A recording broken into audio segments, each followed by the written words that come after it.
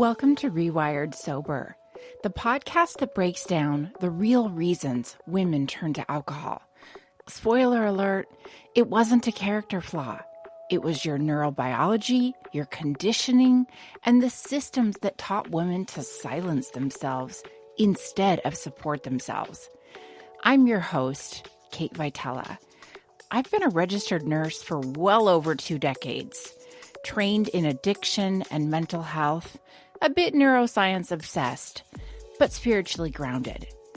This is the science and soul work of a woman's recovery, where I help you understand what's happening in your sober brain and reconnect to that deeper inner truth you've always had, that soul level knowing, the intuition the patriarchy has tried to train out of you. When women combine the science of the brain rewiring with that inner knowing, you stop feeling broken and you start feeling powerful.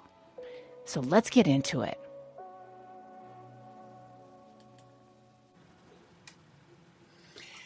Welcome back to another episode of Rewired Sober. Today is 8 years of sobriety for me. So exciting. I freaking love this day. You are listening to this on February 10th. That is my sobriety date. 8 years ago today. And if all goes well, I'm in New York getting ready to walk in the Break Free Runway show dedicated to addiction and mental health. This has become a tradition for me over the last few years. I want to say this is my 4th or 5th year of doing this. It's Fashion Week in New York, and it just so happens to correspond perfectly in timing with my Soberversary. And what the F else do you do in February when it is 2 degrees outside? I'm in the Pacific Northwest. It is dark. It is rainy. It is not a good month. So in a sense, I'm kind of glad this is the month of my Soberversary because it gave me an excuse to have a big celebration every single year and really something to look forward to in like the worst month of the year here near Seattle. So I'm in New York, loving it. And I'm recording this a little early because I wanted it to go out exactly on February 10th. And so what an exciting day for me. Talk about never thought I would get here. I mean, I'm a person who drank every day for a good 15, close to 20 years and could not fathom my life without alcohol. And then entering into recovery, certainly couldn't fathom going 30 days, 90 days, and then a year, and as the years have gone on. So as much as I would love to cue this up as 8 things I've learned in 8 years sober, like this Pinterest version of a perfect list, the more I tried to refine it down to 8 things, the more frustrating it got. So I just decided to riff. And I did make a few notes of some things that have really stood out to me. But this is one of those episodes that I just had to turn the microphone on and start recording, because if I try to do this perfectly, like there's no way. The minute that I stop this, I'm going to think, oh, here's one more thing. Or by the time this actually airs, it's my Soberversary. I'm partying sober in New York. And I'm going to be like, God, I should have said this, right? So it's never going to be perfect. And that's the cool thing about sobriety is I'm literally learning, growing, evolving daily. And so I will be changing as the days go on, and I may have stuff to add to this and things to change. And I've learned to love that about life. It doesn't have to be so predictable. That's just one of the things, right? And I'll get to that, like the ability to freaking pivot and be okay with it. But let me start with some of the things that stand out that I've learned or changed around or really embodied in the last 8 years. And I'm going to start with style because, baby, I'm in New York and it's Fashion Week. So my personal fashion style has evolved so much. Sobriety actually kind of catapulted me into the fashion world in a sense that I started writing a blog for the Sober Curator an online magazine that covers sober pop culture. I started writing for them at about close to 3 years sober. And I wanted to contribute something creatively, and I didn't feel like I knew a lot about the arts or writing, poetry, decorating, music, and I guess the ways to be creative and express myself that most resonated with me was fashion. And so I started writing this blog, and then of course I started researching, and I started really spending time watching documentaries and reading books and listening to podcasts, and then I got involved with the Break Free organization, and now I actually go to New York and during Fashion Week, and so I'm really integrated. I became integrated into the Seattle fashion scene and the Portland fashion scene, and I did some local modeling for them in runway and in campaigns. And I've just become really good friends with a lot of the creatives, particularly in the Seattle area.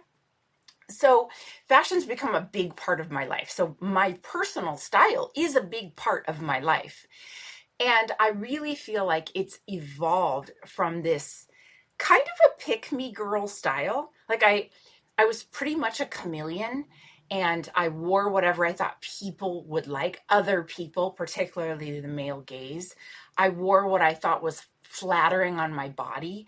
And it's not that I don't do that now, but that is not the primary factor in choosing a garment. Also, I know a lot more about fashion and style, and I know it works for me.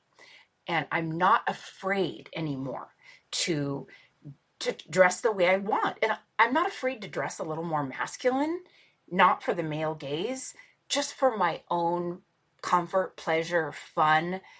And it's totally for me. And like whatever people think about the way that I dress, like they can fuck all the way off. I don't care. I've kind of adopted a little more punk style. I've really come to hold reverence for the punk movement in terms of the counterculture and the DIY fashion and thinking outside the box, and sort of like the outcast. I guess I identify with that. And then the activism that's displayed in punk culture. Plus, I mean, let's face it just freaking looks cool, okay? So my personal style has completely evolved. I don't think I dress or look anything like I did before I got sober. And so much of it is just around self-trust. In fact, I should stop right here and say, this entire list of things that I've really changed or grown into over the years of sobriety, the theme here, when I look at this list, is self-trust. The theme is personal agency and confidence that I've never had in my life before. And I am a 46-year-old woman that can trust herself, that has met the power inside of her and the love inside of her. Now, to get off the platform and the high horse, that's the theme, self-trust. Okay, so other things I've noticed about me that have changed over the years. No more skeletons in my closet. I am one of those people where I will tell you to Google me. I am 100% transparent. I have no skeletons in my closet. I have nothing to hide. You can pull up everything you can find on me, everything I've said on the internet, my criminal record, the fact that I was in trouble as a nurse, that I went through the monitoring program, that I got a DUI, everything. And I'm not really ashamed of it anymore. I don't feel like I have to hide it. It's just part of my story, the tapestry of my life. And it feels so refreshing to just be 100% honest. Like there is one freaking version of me, and she's right here. The second thing I was thinking about here, or maybe the third, see, I'm not even going to try to say first, second, third, fourth, because next I'm going to be like, okay, number 27. Anyway, okay, another topic that I was really thinking about when it comes to what I've learned over the 8 years is I was so obsessed with myself in how other people viewed me and other people's thoughts and perspective. I constantly was thinking other people were thinking about me. And one of the things I constantly say now in sobriety is, no one's looking at you. My husband and I have a joke. Nobody cares. Nobody fucking cares. We are obsessed with ourselves, with our image, our speech, our contribution to the conversation, our jokes, our life, our problems. We are not fixated on someone else. Even when you leave a social gathering, it's likely that the people that you are hanging out with will not remember a lot of what you said. They will not remember what you wore or whether you looked good or not. They're really just going to be focused on what they did or said or what they wore. And I think I learned this in early sobriety was like, no one fucking cares, dude. Do you, because no one's looking at you. They're looking at themselves. And I think this was something I learned in recovery meetings when I was afraid to raise my hand and say anything at first. And I started in AA. And so I had to start with, I'm Kate, I'm an alcoholic, and contribute something related to the big book. And I felt a little tongue-tied at first. I couldn't just openly speak. So I was so cautious of doing it in their format. And my sponsor in AA at the time, she was like, no one's fucking looking at you. No one cares what you share. No one's going to even remember what you share. They're going to remember what they share. In fact, people are so busy, putting together in their mind the perfect thing they're going to say or their response. They're not worried about you. They're not even listening to you, right? And it's just like in conversation with other people. People are so focused on their response in the conversation, what they're going to say, what questions they're going to ask. They're not worried about every detail of what you say. So that's been kind of a game changer for me and kind of a funny thing. Quick pause here, folks. If you're liking this content, did you know that I go live once a week in a group coaching setting? The Rewired Sober, Now What, is a 3-month integration program. I would love to meet you live and let's talk about all the things. If you've stopped drinking and you're quietly thinking, okay, well, now what? This might be for you. It's for women only who are already sober. Now, this can be anywhere from a few weeks to a couple years. You put down the drink and you want more than just not drinking. This isn't one of your typical quit alcohol programs. It's not about willpower, rules, or starting over. It's about integration. We focus on stabilizing your nervous system, understanding what's actually happening in your brain in sobriety, and doing the grounded inner work that helps you trust yourself again, emotionally, relationally, and day to day. So if you're sober, you're still feeling a little unsettled, maybe your emotions are louder than you expected, or maybe you're just unsure how to grow into this version of yourself without white knuckling or performative sobriety. Ugh. That's your now what moment. And that's exactly what this phase in the program is built for. And I would love to meet you live. You can learn more at the link in the show notes or head on over to Rewired Sober social media and you'll see link in the bio there. Now back to the show. Another thing is, and I throw this around in meetings a lot, is I've rebuilt my life schedule. Something I've learned over the 8 years is that sober people party in the morning. That's been a saying of mine since like year 2 of sobriety. I've even joked about putting it on a t-shirt because my schedule, my life patterns has been completely rebuilt since I've gotten sober. I am now a person who lives for the mornings and I go to bed early knowing I'm going to wake up sober, clear-headed, get things done during the day. And in the morning, there's this beautiful time that it's just mine, that I can pray, meditate, read, scroll, stretch, do whatever I need to do. And I freaking love the mornings. And I'm big on my morning routine. I get my coffee ready. I set it in a carafe for cold coffee. I put my little Cheerios and trail mix together in a baggie. I put it all in my Cloffice. And so all I have to do in the morning is wake up and stumble in there. And I literally never change my morning routine. And I love it that way. And it's made a big difference because I get so much done from like 5 a.m. until 9 a.m. And I used to be a person that tried to stay up late because I thought real life happened in the night, in the party. And what I've realized is that real life happens in the fucking morning. And that's when sober people party, when it's relevant and real, and the rest of the world is somewhat clear-headed. Like, that's when real life happens. That's when the sausage gets made, right? And it's so empowering to know I party every fucking morning. And speaking of partying, I'm going to move on to the next thing of my 8-year sobriety self-trust theme here.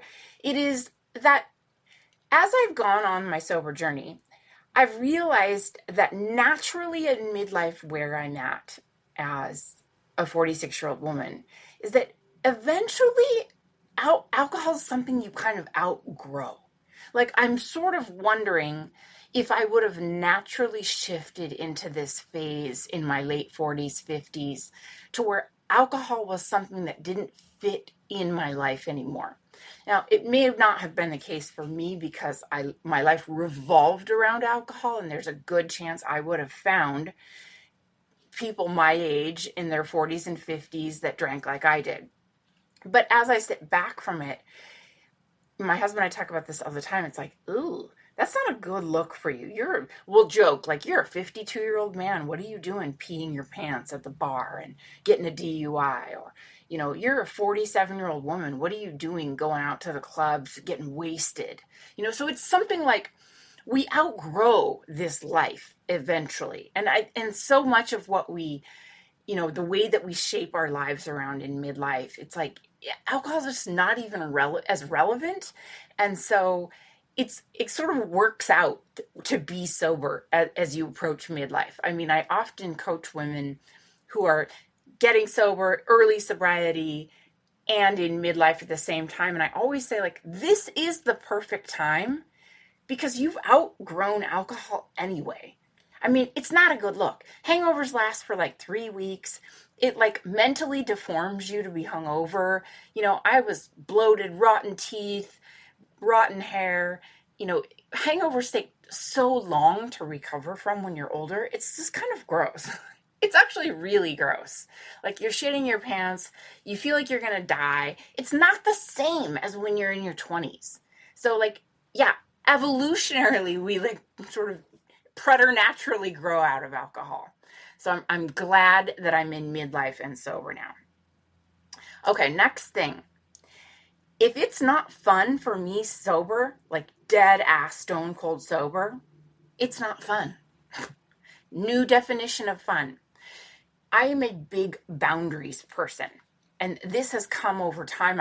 I never realized that this would become so important to me. Not being resentful is huge. Like, not setting myself up to feel resentful or caged, or like I have to go along with shit I don't want to do, hang out with people I have to tolerate, none of that. So my motto at this point in my life is, if I'm not having fun when I'm stone cold sober, guess what? It's not fucking fun. So I don't hang out with people that I can't enjoy with a Diet Coke. I won't be at an event. I won't be part of a club or a group. I won't attend something that I can't be dead ass sober for, and it's a total vibe. Like, I don't have to be perfectly agreeable with everything I do. I can endure some things that are kind of ho-hum. But for the most part, I've really learned not to set myself up to do shit that I don't like. Because I know stuffing that down for years is how I ended up in this situation in the first place. So I've talked about it jokingly on this podcast before. I don't go camping. I don't go to the movies. And I don't feel guilty about it because I know that I don't like that. I have to be drunk ass to enjoy camping. I don't like to sit in the wilderness with no Wi-Fi around a campfire. The only time that's fun is when I'm obliterated. And so I'm not going to do it. And if I have to drink to be friends with someone to make them interesting, no, I'm not doing it. None of it. I'm not violating my own boundaries anymore because I know I got to live with myself stone cold sober. And I see myself as a pretty happy fucking person. Overall, I'm glasses half full. I'm usually in a good mood, upbeat, and happy. And it's because I've set my life up to where it's fun for me sober. Otherwise, I'm not fucking doing it. You know? Here's another thing. I do have stronger distress tolerance. Sometimes things suck and I just sit in the shitty diaper and I'm okay with that. Now, improving my distress tolerance is something that I've developed over the 8 years of sobriety. I used to just melt the fuck down over something, or things didn't go my way, the plumbing leaks, my car breaks down, I get a huge bill in the mail, my boss says something shitty, and it would just really rock me. And it doesn't anymore. Not that it doesn't upset me, it does. I'm human, and I get like pissed and I'll rage email someone or go off or vent, but it doesn't rock my world like it used to. Like, we talk about being less reactive, and I'm just talking about me personally, is I've definitely noticed that I have more distress tolerance. And being wrong about stuff doesn't bother me. In fact, being wrong about stuff is kind of cool. And that's something new for me as well. I used to be so dead set on the way that I believed life is or should be, or, everything from fashion to politics to food to men, doesn't matter. It was like I had this idea of what was right, and I was real black and white about it. And these days, I can really hold a paradox, and I fully recognize sometimes being wrong is going to be really cool. Like, when I have a really bad perception of somebody or something or some place, in my head, I think, I'm open to you proving me wrong about this. I'm open to being wrong. Because if I'm wrong, good, then I'm not sitting with an asshole, or this isn't a scam, or you're not inherently bad, right? Usually, I'm open to being proven wrong, to a conversation where we talk through both sides, and I'm not so black and white on things anymore. And I like that about myself because there's a humility there. I believe it to be more of a sign of emotional intelligence that I am open to being wrong. That being said, since being sober, my eyes are wide open to world issues. So when I first got sober, for the first couple of years, I was so focused on staying sober, and I was so in my own life crisis of finances, of my career, of my relationships. My mental and physical health was so shot that I wasn't paying attention to the world around me. And I certainly wasn't paying attention when I was actively drinking. So I feel like there's this long gap in my life where I checked out of reality. I'm not a fan of Donald Trump, and people will talk about Trump's presidency in 2016. And to be honest with you, I wasn't sober. In fact, I was at the bottom. I was nearing my rock bottom. I got sober in 2018. So I wasn't fucking paying attention. And I don't really remember it. So now, as I'm farther into sobriety, as the years have passed, I've had the emotional bandwidth and the time and the wherewithal to think about world issues, feminism, racism, sexism, capitalism. I've had the bandwidth and the ability to look at the ways that we're oppressed, right? And I've also had the bandwidth to investigate spirituality and organized religion. And I've had the confidence to trust myself through that journey.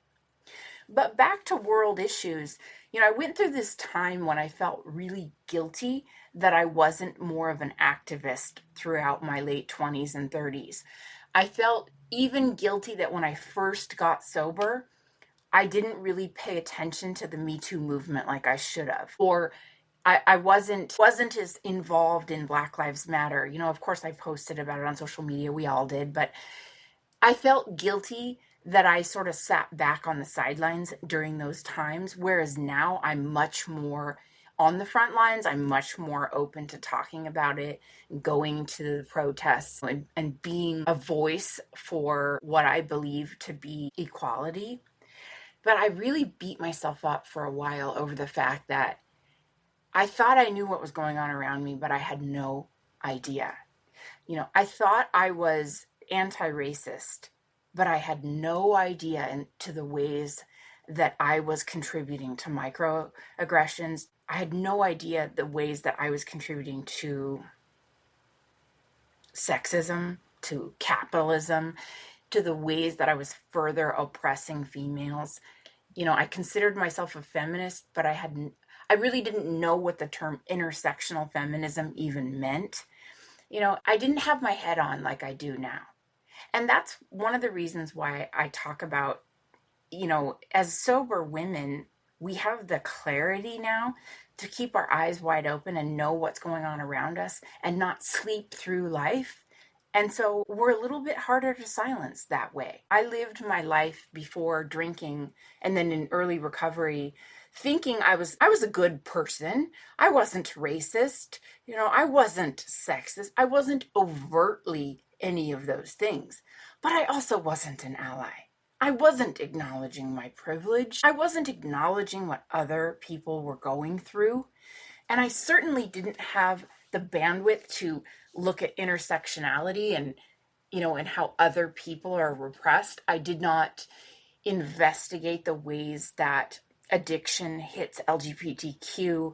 I just didn't have the sensitivity for that, or the emotional intelligence wasn't there to navigate that. And I have so much more empathy and I'm so much more involved now. And I've stopped beating myself up for it because I realized I was in crisis.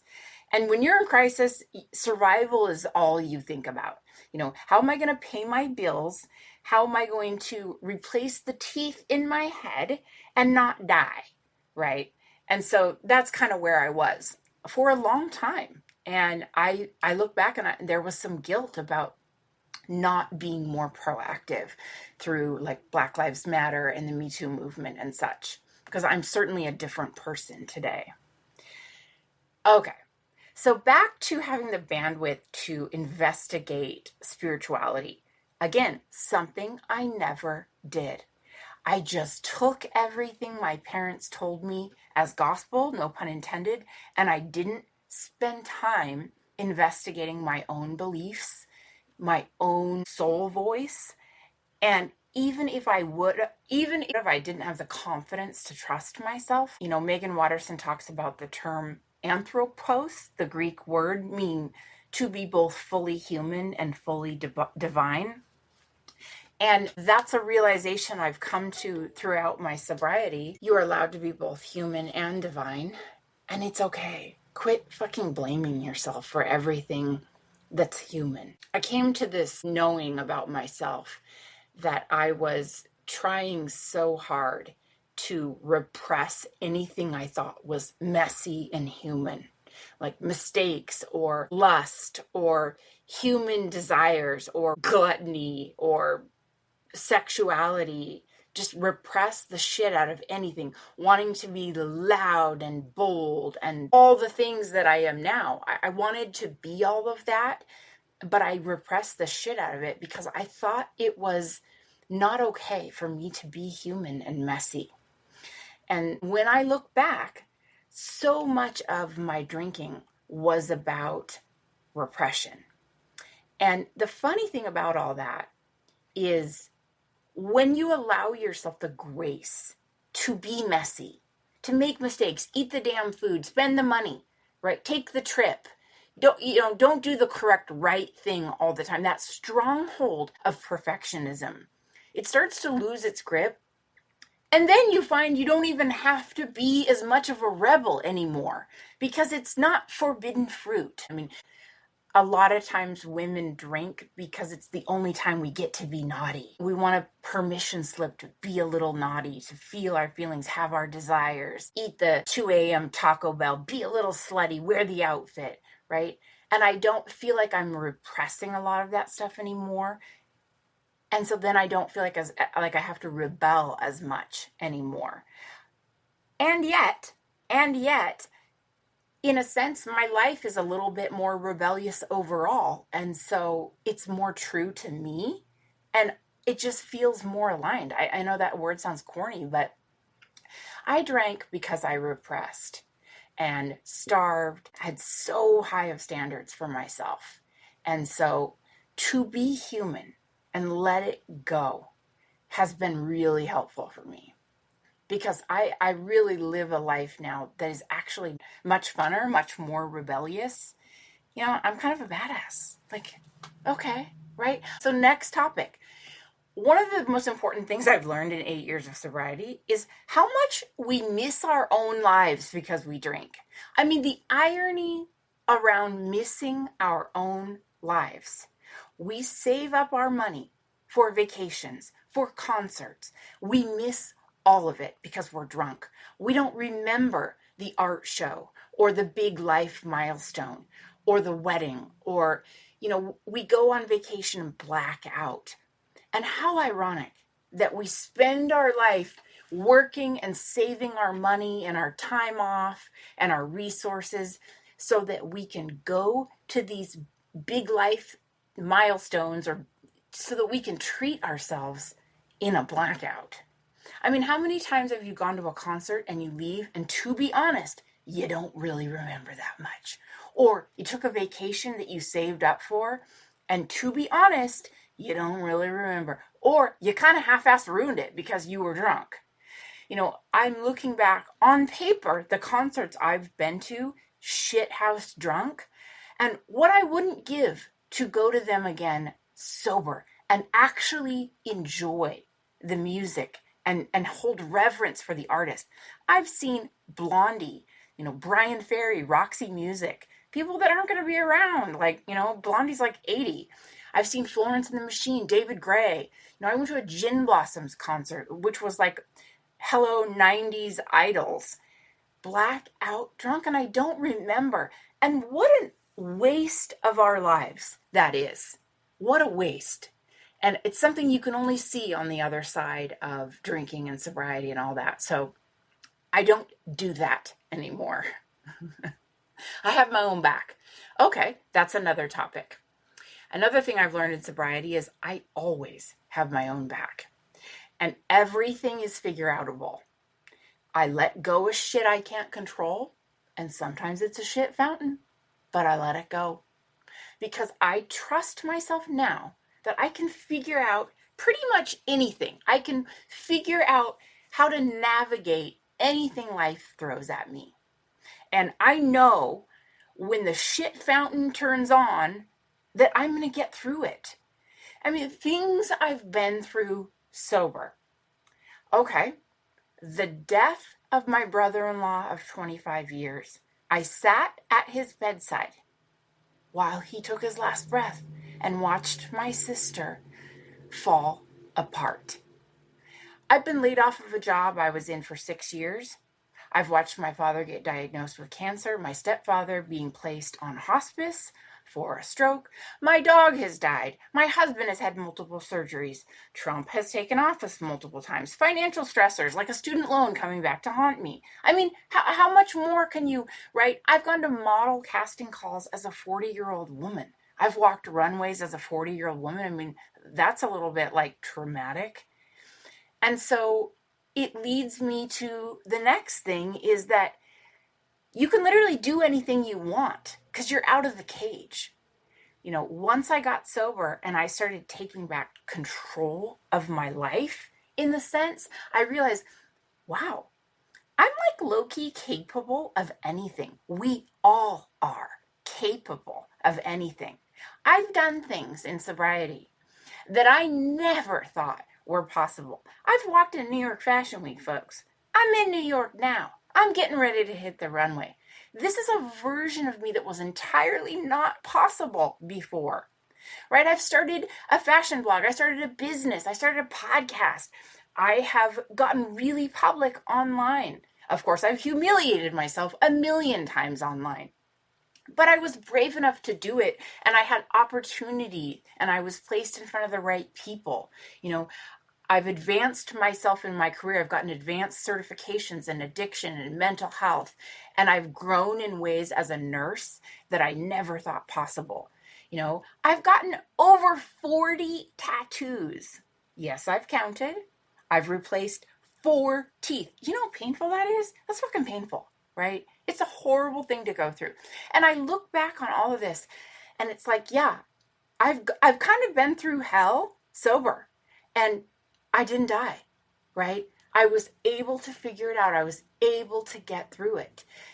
As extreme as the death of a person really close to me and my family, to sicknesses and surgeries, and losing a job is pretty traumatic. I don't know if anybody's ever been laid off, but like the whole spectrum of things. I mean, losing my dog was hella traumatic, not gonna lie. Like, I still cry when I think about it.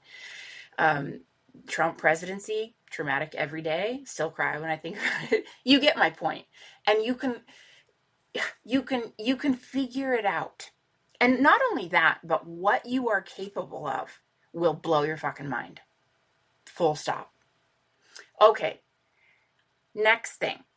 And I'm getting near the end here because I'm running out of things on my list, which would tell me that as soon as I stop recording, I will think of 20 more things. So maybe I'll do a part 2 to this, but maybe not. Okay, another concept that's been really important to me in recovery is the concept of kairos versus chronos. Clock time is chronos. Kairos is divine timing. And now the timing of my life feels more divine, and I allow it to be more divine. And not to spiritually bypass that I do feel disappointed sometimes for missing deadlines, or I feel sadness kind of, or grief or whatever, that I'm a little bit late to the party, right? I wish I would have gotten sober sooner. I wish I wasn't 38 years old. I wish I was 28. I wish I would have started my business sooner. I wish I would have, shoulda, coulda, woulda. I've realized I'm kind of a late adopter. Like, I'm not an early adopter. Like, homegirl over here got an Instagram in 2020. Okay, 10 years after its inception, I got an IG account. I got tattoos at the age of 45. I started getting tattoos at the age of 45. And like I said, late to the party when it comes to social justice and the feminist movement and all the things. I'm even a late adopter of ChatGPT, AI. That's the one thing I've learned about myself, is I'm a slow burn in that sense. But I don't spend time feeling as rushed in my life, because the divine timing of things means that things happen in the interest of the entire universe. The timeline that is good for everyone, and also what is necessary for me to go through for my soul to be polished and molded in the way that it is. For instance, I didn't start coaching until 2 years ago, when I was maybe 6 years sober. I kind of kick myself and think, gosh, why didn't I start when I was 3 years sober? I had so much imposter syndrome, and I had so much deprogramming from AA and dogma. I didn't think I was worth being a coach. Why didn't I invest more in my 401k? Like, I wish I would have done things sooner, taken initiative sooner. However, I wasn't ready yet, right? I can look at it now, and I say this to myself, kairos. This wasn't in the alignment of the divine timing for me, for my journey, for my soul journey, and maybe not even for the universe. I mean, spoiler alert, what if there's other people involved in what is good for me to achieve or obtain in terms of outcomes? What if it's bigger than just me? And that's been a really good way to look at things, so that I don't feel so rushed in life. because it's really easy to feel late to the party all the time. God, why am I fucking almost 50 years old and just now doing the thing? I don't have a very good retirement. I'm just now having fun getting tattoos. I'm just now sober. I'm just now, And I think about the timing and I just get frustrated. I want things to happen instantly. I want results now, right? Like I want now. I want to start a business and be Oprah Winfrey tomorrow. I want my podcast, all the things I want on my timing. And I remind myself, fucking Kairos, dude. Maybe it's more divine timing because that's what fits in the universal flow. Okay. Speaking of wish I would have, should have, could have, I will say over the last 8 years, I've been able to regain a lot more financial control. We've all heard that trope, like you quit drinking and you have more money. And actually, that is so true. No longer having large bar tabs, paying for Ubers, like hangover food, cleaning up the wreckage, literal wreckage sometimes of my car, of my life. Sometimes my car would get towed, impounded.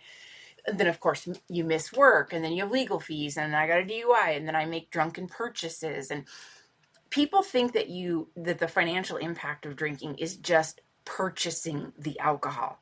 Oh, no. No, no, no, no, no. It is missed flights, lost wallet, misplaced funds, unpaid bills, like shitty decisions you make that cascade into a financial fuckery that can go on for so long after you get sober. It can take a while. I was in financial demise when I got sober. So much so that I didn't even have a checking account.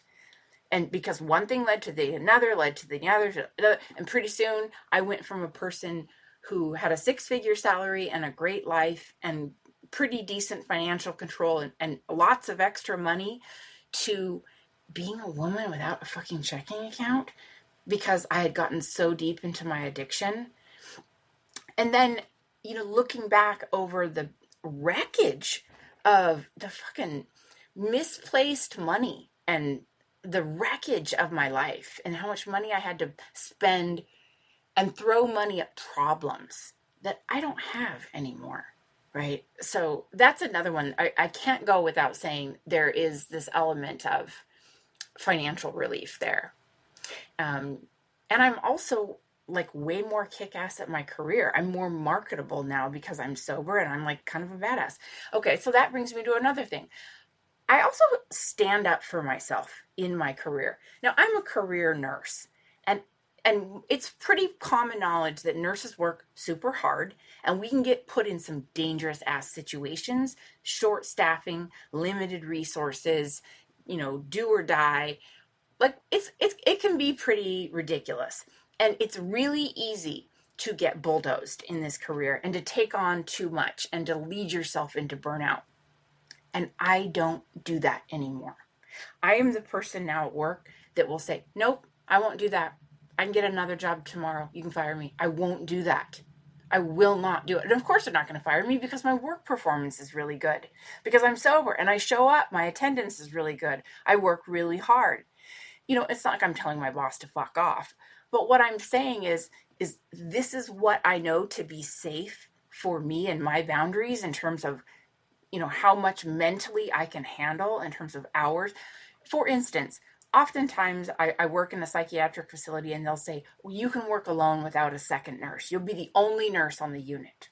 And I will say, I will walk off the job if you make me the only nurse. I will not take the assignment because that is dangerous. And I might have a mental breakdown. So I won't do that to myself. So you can decide right now whether you're going to call and pay another nurse overtime or whether I'm going to walk off the job, because I won't light myself on fire to keep you warm. And that has been a big game changer for me in nursing. Because another reason I drank was burnout central in a career that literally ate me alive. And it will. So many of our careers will. if we don't stand up for ourselves. And it's really hard to stand up for yourself when you call out sick to work all the time because you're hungover, or you're not exactly sure if your performance was all that good because you were hungover, right? But as you start to trust yourself and you're sober, you're towing the line, then it's like, no, I deserve to say, I'm a really good employee. I won't take that assignment. I won't do that. You can't do that to me, or I will leave. And it's been really helpful for me as a nurse. I've listed a lot of things and I'm probably running out of time. I try not to make these episodes too long so you're not ready to shoot me.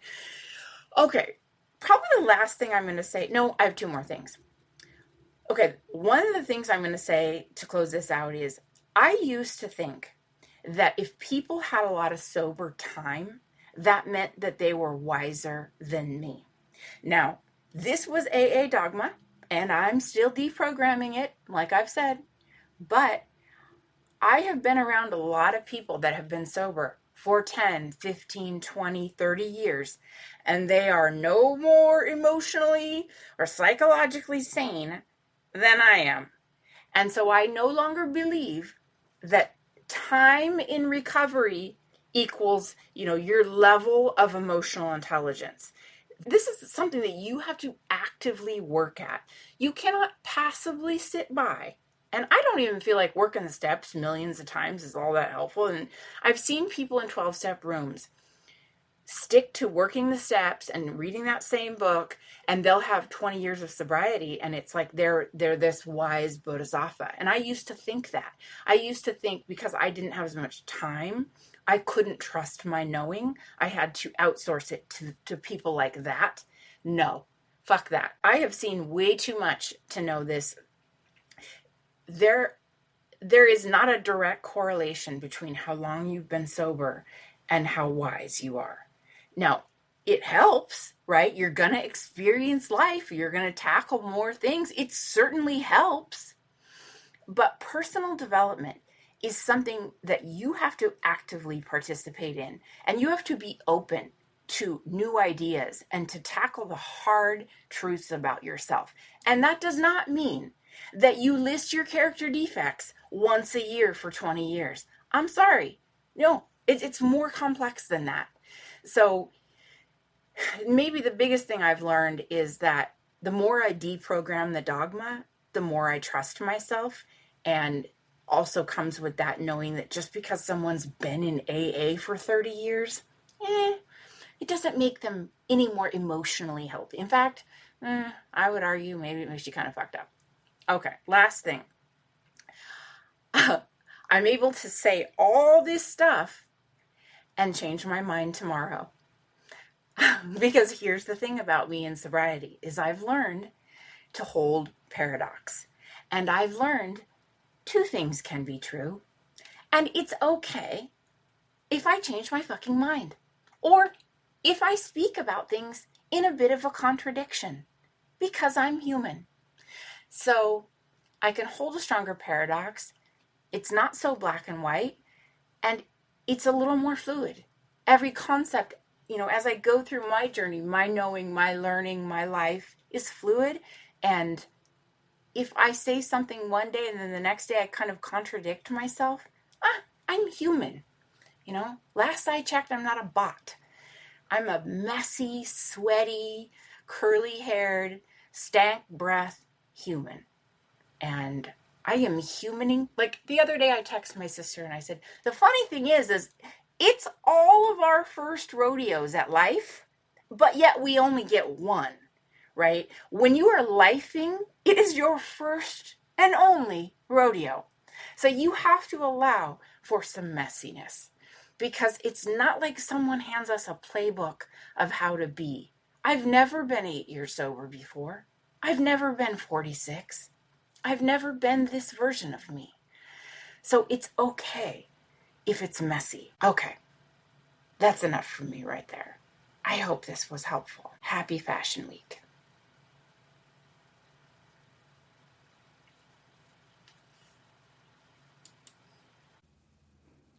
Thanks for spending this time with me. I love you all so very much, and I mean it. You can find me on all the socials at Rewired Sober. The links to join my coaching program are always in the show notes, as well as an email if you want to get in touch with the pod. So until next time.